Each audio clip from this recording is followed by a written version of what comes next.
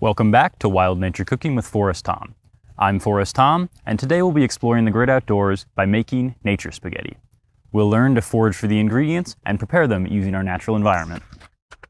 Come on, let's go find our first ingredient.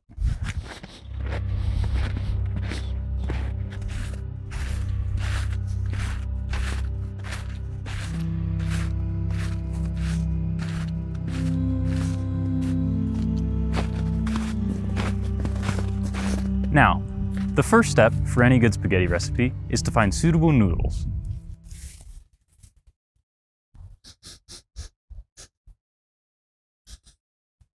They'll do just fine.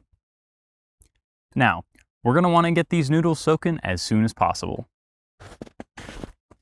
This pond here will work just fine for our purposes.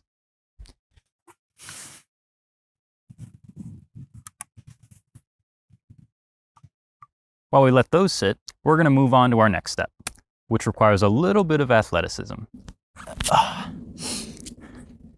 Now we'll need to gather our source of protein for this dish.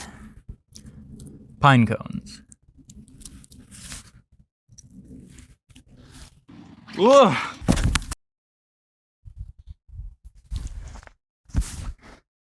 Well, this should be enough anyways.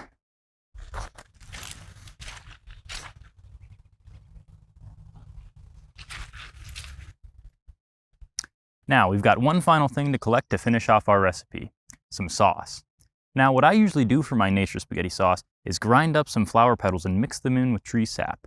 But, for the sake of time, today I'll be omitting the flowers and just collecting the sap.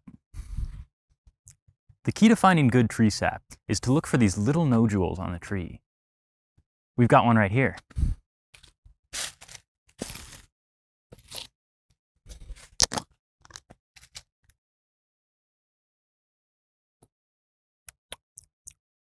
It's perfect.